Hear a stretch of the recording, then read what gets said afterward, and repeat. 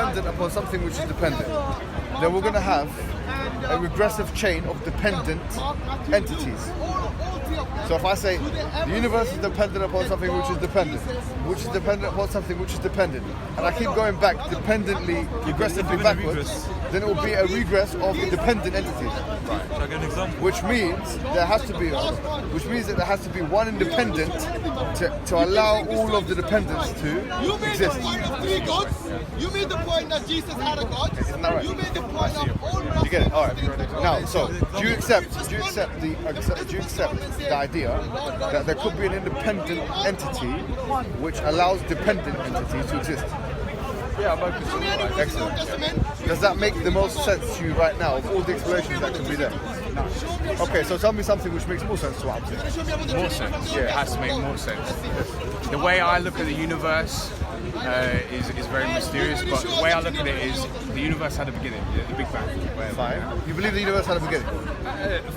There's theories behind that, and I'm open to all that. I'm happy. That's fine. Some say that the universe didn't even begin then; it just minimized. Well, you believe the universe began. That's fine. I think you're right. I agree with you. Yeah. Keep going. Yeah. So the more you go on to things.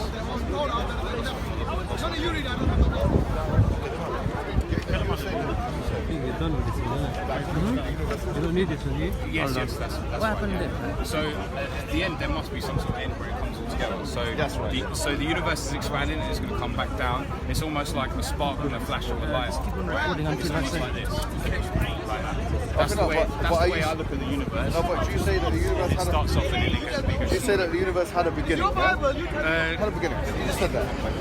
It's almost like a spark. Hold on. Just keep on recording until I say. Like this. What are you? No, but do you say that the universe had a? Starts off and then it gets bigger. Do you say that the universe had a beginning? Yeah. It had a beginning. You just said that. I say it had a point where it began. Okay. Okay. Fine. No problem. Would you agree that everything that begins to exist has a cause? You're not coming with us? No. So give me an example of something that begins to exist with no cause. All right. With no cause. Yeah. Dark matter. Sorry? Dark matter? Yeah. Okay, so you're saying... See you next week. Hold on.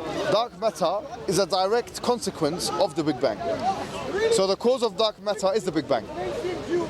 If the Big Bang did not happen... Yeah, but everything's the cause of the Big Bang. No, everything in the universe. Fine. Yeah. But so therefore, according to your logic, if you're saying dark matter, then dark matter... Purpose is it caused though? No, forget purpose is a different question. But my point was nothing to do with purpose. I just said everything that... You said the universe began to exist. I'm saying everything that begins to exist has a cause. Do you agree with this? Fine. No, I don't. You don't agree. So, okay, can you give me something which doesn't have a cause and it began to exist? Cause and what began to exist are two different things. Cause is what is it? What is it coming towards? What is why? Cause is defined in the dictionary as something which brings rise to phenomena. Okay. So, I'm saying, do you know anything which has been brought, has been given rise to, which doesn't have a cause? By nothing. Yeah, which is causeless. Anything that's causeless. Can something come from nothing, basically? Can something come from Is nothing? there anything that you can tell us that came from nothing? Yeah. No, I couldn't give you an example of something. Fine. So, your experiential, subjective, or otherwise observational life story would give us the indication that everything you've witnessed in your life that has ever been caused into effect has a cause. Yeah. Okay, fine. So I'm saying that the same applies to the universe. Do you agree with that? Fine. So everything that begins to exist has a cause. The universe began to exist. Therefore, the universe had a cause. No, I agree with you. Yeah. All right, fine. What's this cause? What's the cause? Yeah. I wouldn't know. So let's use deductive inference. Yeah. Let's use inference now to identify what the cause is. Best possible explanation. Yeah. So what is the best possible explanation for this cause? Depending on what cause is. Do you agree that the laws of physics? Let me ask you a question. What's your name again? Ryan. Mohammed. Nice to meet you. Nice to meet you. I want to try something with you. Yeah. Okay. Hope it's not physical. The laws of physics. Do you agree that there is something called the laws of physics? Yeah, sure. And I know there's probably some things out there that are unexplainable that exists outside the laws of physics as well. Is this universe ordered with the laws of physics? Is it ordered? Yes, with the laws of physics. Is it ordered as in, as the laws of physics said you've got to exist? No. Do we have laws of physics in this universe? Yeah, the one, yeah. Yeah, and what do the laws of physics show us about the universe? It shows how it works and why. Does it show it's ordered or non-ordered? Ordered or non-ordered? Yes, yes. Yeah, like is there a system or is there no system? It's a lot of it is random. Okay, you believe in randomness? Yeah. I'm going to ask you to do something, my friend. What's your name? Ryan. Sorry, Ryan. Ryan or Brian? Ryan? Okay. You are Mohammed. Mohammed, yeah. Listen to me, Ryan. Ryan, sorry. I'm going to say something today, and I want you to remember this. Randomness does not exist. That's a big claim. It's a big claim. Yeah. Randomness, philosophically, I mean, I would actually say this. The majority of philosophies in the world, in fact, there's very few things that philosophers agree upon. And what I'm saying now is one of those things. There's very few things that philosophers actually agree upon. And this is one of those things. Really, the truth is this. Everything is determined. Everything is determined. Okay. Now I want you to imagine. We're playing pool, me and you. We have, what do you call it? What's it? The cube. And the pools. I do. And the pool table. Yeah, what do you call it? The pool cubes? Yeah. I don't really play pool.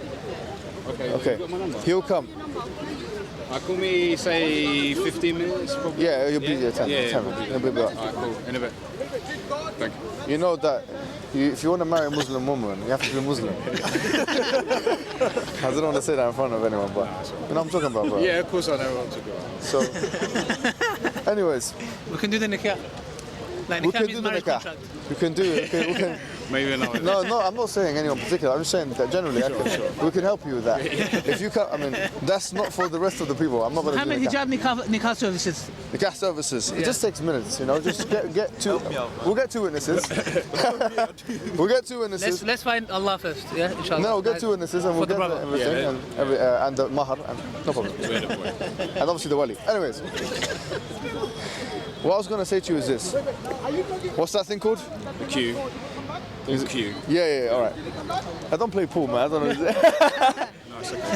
Now, someone might think if I were to play pool like this, and I get the white ball and I knock all the other balls with it, then that's a random thing. Sure. No philosopher would agree that that's random. Okay, yeah, sure. I want you to remember this, yeah? Everything in this world is a result of two things, genetics and environment. Your conversation with me here today is not a random conversation. It is necessarily a product of genetics and environment. Yeah, you're totally right. Do you understand what I'm saying? Okay, I see what you're saying. You get it? 100%. Everything is determined. No, everything, this is a philosophical consensus. Are you saying everything has an order? So to Yeah. claim it's random, it's not because there's order Right. working. So, I tell you what, I totally agree with you 100%. When you're looking at the scale of the planet and the Earth that we live in, when you start scaling it up, even the universe.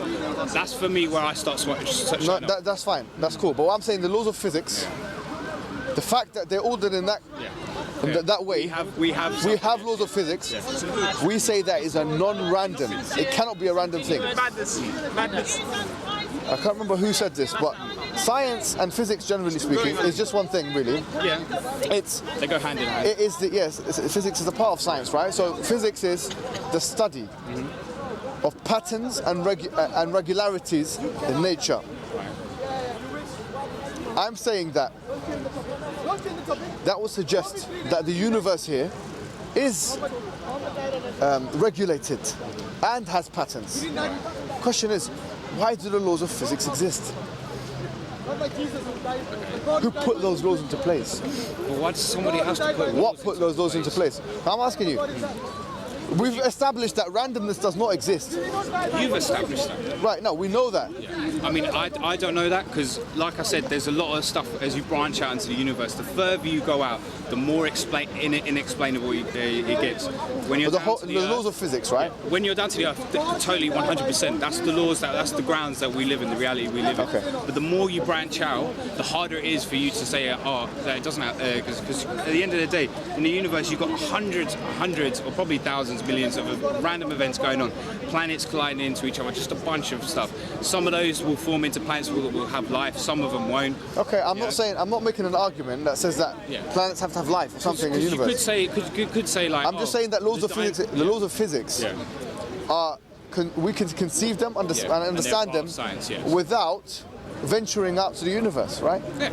Okay, so I'm just using the laws of physics, you could right? do deductive reasoning and say, by all means, what happens out here must happen out there. Okay, I'm not saying anything in this world, this earth. Yeah. You see what I'm saying? So here, we said that the universe has a cause. Before that, we said the universe is dependent on something. We said that everything that changes is dependent. That the universe changes, therefore it's dependent. So we've got two questions to ask. What caused the universe, and what is the universe dependent upon? And the answer is the same. You see what I mean? What caused the universe, and what is the universe dependent upon? And the answer is the same. I would say to you that whatever caused the universe is what the universe is dependent upon, and whatever the universe is dependent upon is what caused the universe. And we already established that one of the things that the universe is dependent upon is something which must be independent.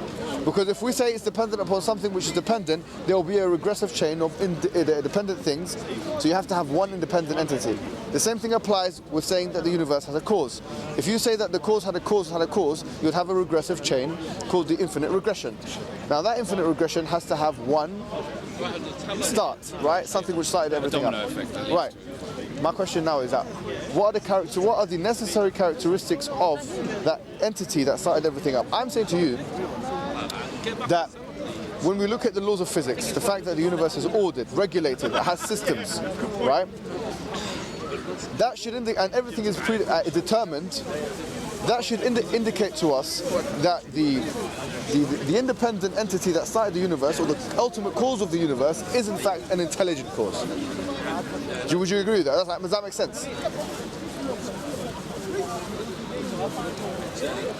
I'd say yes. I'd say if there is an entity that's controlling everything, that there would be intelligent. Yeah, sure, they'd have to be. Yeah, sure. You do it, right? Yeah. Especially if we can see that the laws of physics are so precise, right?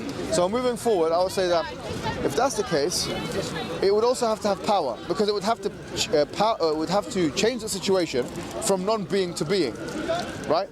It would have to have ability to change a non-entity into an entity. That the universe began to exist is an evidence of this. That the universe is dependent upon something is another evidence of this. Right? So whatever the universe is dependent upon must be something which is, in effect, really, able to power the universe, able to allow the universe to be dependent upon it. So here, the universe is dependent upon an independent entity which is allowing the maintenance of the universe. Which brings us to another thing. That this thing must be maintaining and sustaining the universe. This thing must be indivisible. It cannot be more than one. Because if this thing was more than one, first and foremost, there would be chaos. If you say, for example, that how could you know that though? Let me tell you. If I say that there were two things which were all powerful, two independent things that were all powerful, then either those two things are two names for one thing, or those two things, one of those two things would have to be powerful over the other thing. Because you can't have two all-powerful entities. It's impossible. You have to have only one all-powerful entity. Why? Because by physical necessity, the word all-powerful means that it's powerful than anything else. Can't they act like a yin and yang? If that did happen, for example, if we said entity 1 was control of the leaves of the tree, and entity 2 was in control of the roots of the tree, then there is a potential for conflict. Conflict, in the context of the laws of physics, the fact that we see that there is no conflict in the universe, in that sense, that there is a structured law, would indicate to us that it cannot be like that, right? And by the way, even the ancient Greeks, Democritus, interestingly, he was talking about the division of the atom. I think he was the first person to actually mention atom. And he said that he was talking about the beginning of the universe must be indivisible. Whatever started the universe must be indivisible. Because, and this goes back to kind of Occam's razor. Occam's razor is another philosophical precept that says that you need to simplify something to the lowest common multiple. And the lowest common multiple in this case is 1. 1 is the only necessary number, the only necessary entity to start this chain reaction. We only need one prime mover. We only need one thing that pushes the dominoes. We don't need two. And even if we did need to, even if there could be two, they wouldn't be able to coexist because of the clashes that they would be going into, conflict. Do you get it? So, we've established that this entity is one, it's got intelligence, it's got power, it's got ability. But you can argue that anything with intelligence can come around the laws of nature. You say something exists and at the same power, they have to sort of have some sort of conflict, right? Because they're at the same power. And if one is above the other, then they can kind of control and mediate. If one is above the other, then it could just subordinate the other thing. Yeah, sure. So it wouldn't need to. It wouldn't need to have it there at the same level. If they had intelligence and then they worked amongst themselves, couldn't they just get rid of that whole conflict? I mean, us as human beings, we have the presupposition here, right? So you've got two things. You've got intelligence, and you've also got power. Yeah. So when you have power, when you come to democratically, hold on. Let me tell you. Just normal right. power. So think about this. This is like power to create and to demolish. So think of it this way. We can't fathom what they would feel, a cosmic level would feel, and they could talk to their other yin-yang side. I get you, but I get your point. But let me tell you what I mean. Yeah. Now, if you had power, just like me and you, they could be conflict, but we're intelligent enough to say. I get what you're saying. To the side but and let me tell you the contradiction. The contradiction, if we're both intelligent, right? If we're both all intelligent, first and foremost, we wouldn't need each other. Sure. Do you know what the difference is? The difference is this. If me and you are intelligent, we need each other because we know two minds are better than one. But if we're both all intelligent, we don't even need each other. So you're saying there's the thing that's behind all the universe has either got to be two, it's got to be one. But if it is two, it has to be one is above the other. Yeah, and if one is above the other, then it's actually only one thing which is subordinating all the other things. Okay, sure.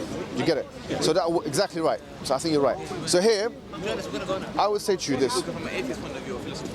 If that is all the case, the intelligent design thesis, which is that there's some entity that began the universe, does that sound more reasonable than that there is no inference that we can make from the beginning of the universe except that the universe came from us? I say it's very plausible. Okay, fine. Would you say it makes more sense? Let's be honest. You've got two options. Either you say that happened. Yeah, I agree. It makes more sense. But at the end of the day, there's a lot of things that I could put more sense to it. But you know, at the end of the day. No, but look, we are people of inference, right? Human beings are inference makers. We make inference on a daily basis, and an inference is defined as a conclusion that we make based on the evidences. So here we've looked at the deductive evidences, we looked at all the arguments, and we've seen that actually the conclusion that we can reasonably make based on the evidence is that there was some kind of entity, transcends the case of the universe, and who is controlling the universe in some way, maintaining it, started it, has the intelligence to put the laws of physics into place and all the other laws into place, and who is one. So if that is the case, my question is about purpose. So you, Ryan, what's the purpose of life then? Why did this entity put you on this planet, this placement on this earth and this universe? You could never possibly answer that question. What if it just wanted me to exist and experience the beauty of what reality is that it's made for us? Or you could say that it actually has requirements. It wants. How do you know you can't answer that question? How do I know I can't answer that question? Because the only thing you're sure. Do you know what's really ironic? I'll be honest with you, Ryan. Go ahead, mate. Shoot. The only thing you're sure about is the only thing you're certain about is that you're uncertain. Yeah, sure. So, and I like that. Hold on. I do. I like that being able to. I don't think you do like that. Yeah, do you think I do? No, trust me, don't like it. No one likes that. I think uncertainty is a curious thing because it opens more doors and more conclusions. If I say that I know it all, it takes away from the mystery. It takes away from the joy. I like that humbleness, though. What I was going to say is you can't be certain that you're uncertain. You can't be certain with an uncertainty. You can only be uncertain with an uncertainty. Now, if you want to say to me, you can never know that, Okay, that would suggest that you've seen all the answers and you've made the decision. I'm saying to you that is. You're right. I worded that badly. Okay. There is a possibility I could one day know. Fine. Yeah. My question is there a fixed purpose? Because everyone can say, I can say, look, ontologically, you can make your own subjective purpose. I can make my own subjective purpose. He can make his own subjective purpose. We can all make our own subjective purposes. Meaning, we can make our own meaning. You ask someone, what's your purpose of life? He says, it's to become a millionaire. You ask someone else, he says, become a serial killer or something. Whatever, you know, Sure. it can range. It can range, right? The point is this. I'm not asking about subjective purpose. My question is now, objective purpose.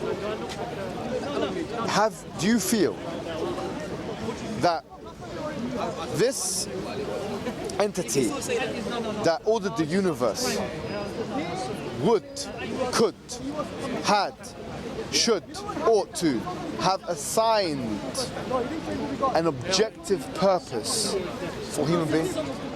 When I say an objective purpose, a purpose which is free from subjective bias.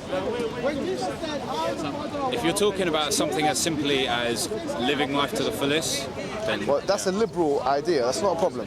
But what I'm saying is that define a purpose then, because then I'll be able to say. a purpose is a reason. I know what purpose. I mean, Right. well, what reason? If you're saying that this purpose is like, oh, I have to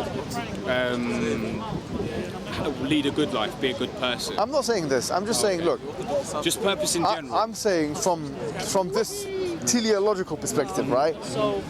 Things which exist in the context, listen to this carefully, things which exist in the context of a predetermined universe with ordered laws of physics which are structured and regulated exist for a purpose. That's my thing. Which include me and you. One more time. Things which exist in the context of a predetermined universe with rules and regulations which put it into which govern it exists for a purpose.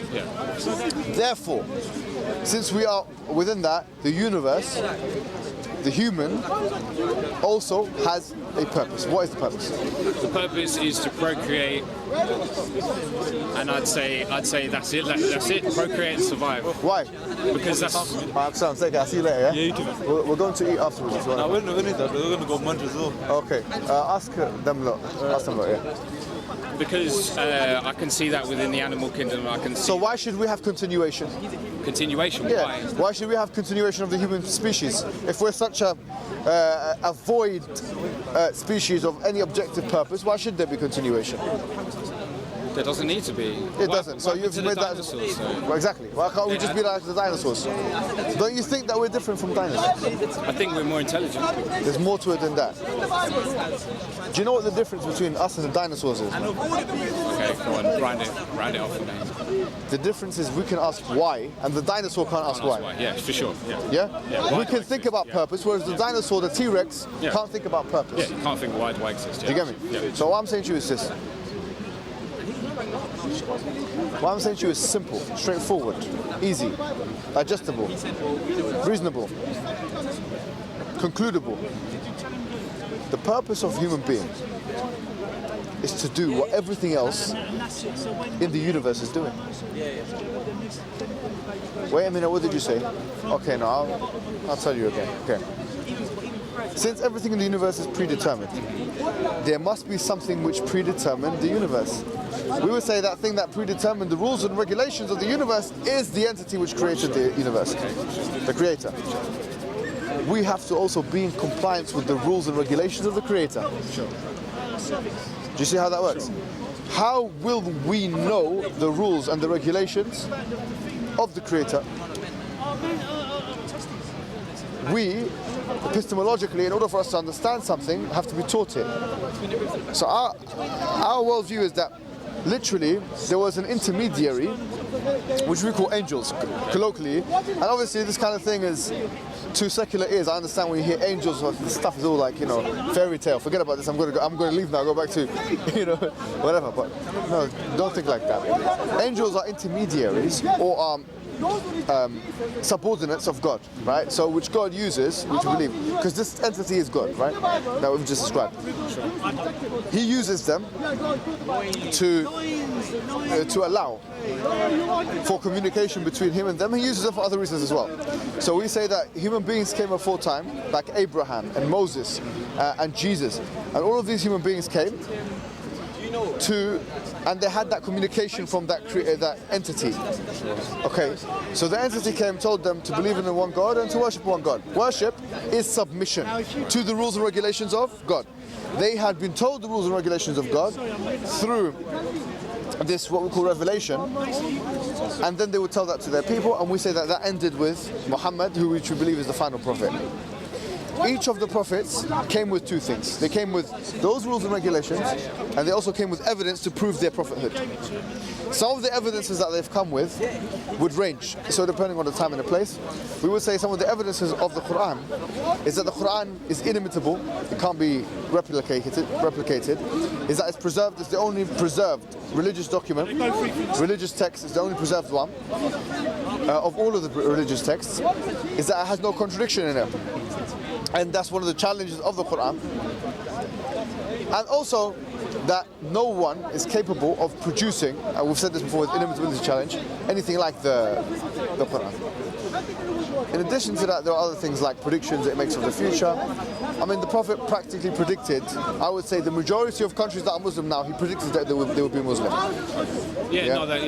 Right? So these predictions and this kind of system of falsification that the Quran has created for itself, we would say acts as an evidence to show that in fact it is the creator that created the universe, that is in fact in communication with human being, and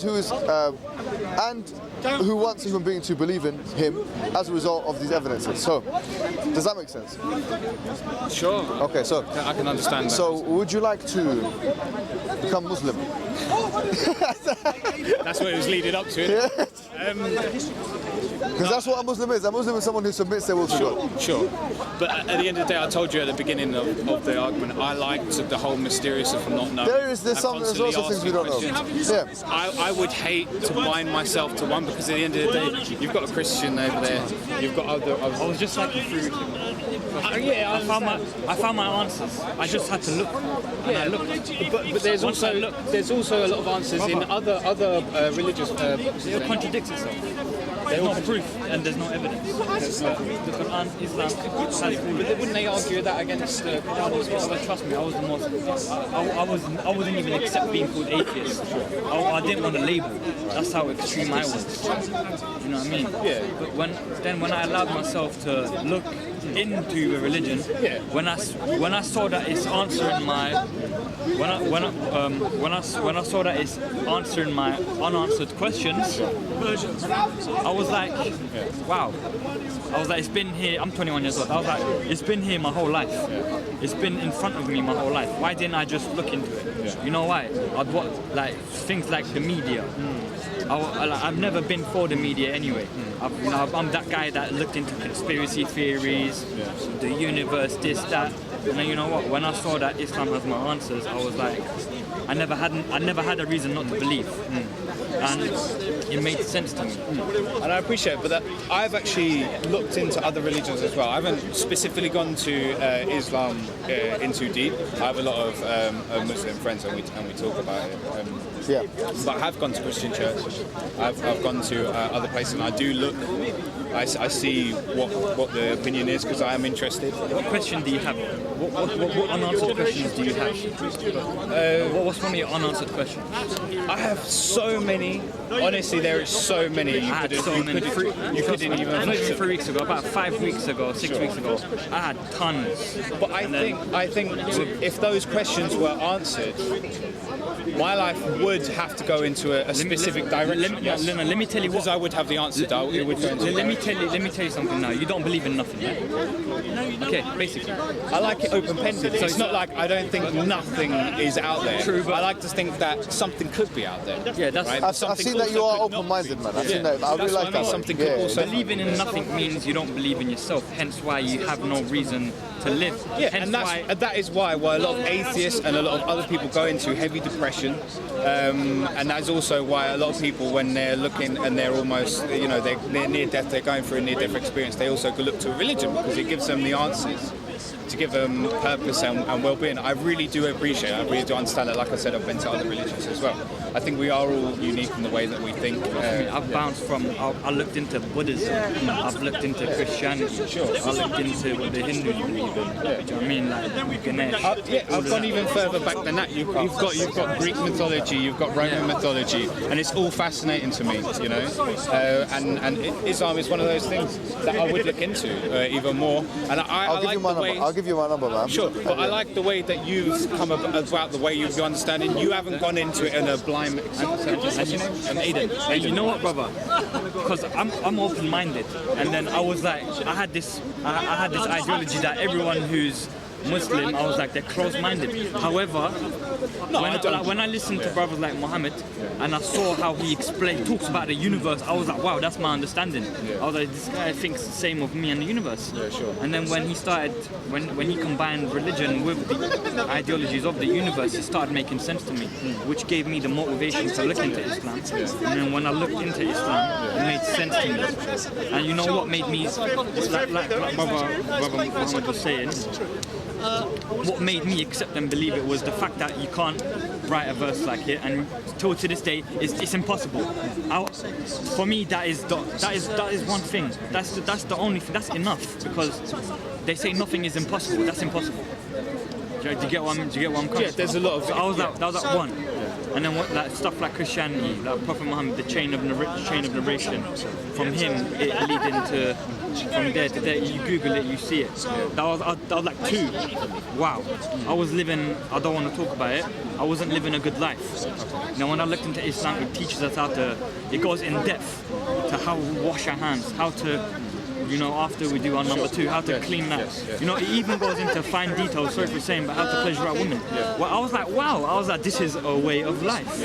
I was like, this is so beautiful. I was like, why have I not looked into this before?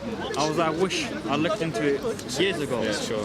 But you know what? Everything happens for a reason. Everything happens for a reason, that's right. And do you know what I mean? And once... When he said I had to pleasure women, you started smiling, huh? Yeah. Brother, I'm telling I like that saying. Amazing. I'm telling you. You know what? It's just. Why are you telling me? You're too hard. You were boxing yourself? You know I just recorded something. Kickboxing, yeah, man. I was a mixed martial artist. I'm looking to get back into it next year. Yeah. Last time I fought was 4 years ago. Yeah. I had the injury, semi-professional. Where do you train? Fight Zone in Bethnal Fight Green. Zone. Yeah. Also, is Jeremy Petley your coach? Jeremy Petley. No. It's a Muay Thai coach. So Muay Thai coach. Jose Varela. Listen, you've got my number. If you need anything, let me know. problem. Thank you. Yeah, it's been good, man. Maybe we'll do some training one day, man. It'll have to be off the floor. Thank you for the talk. Yeah, I'm from Time Fight.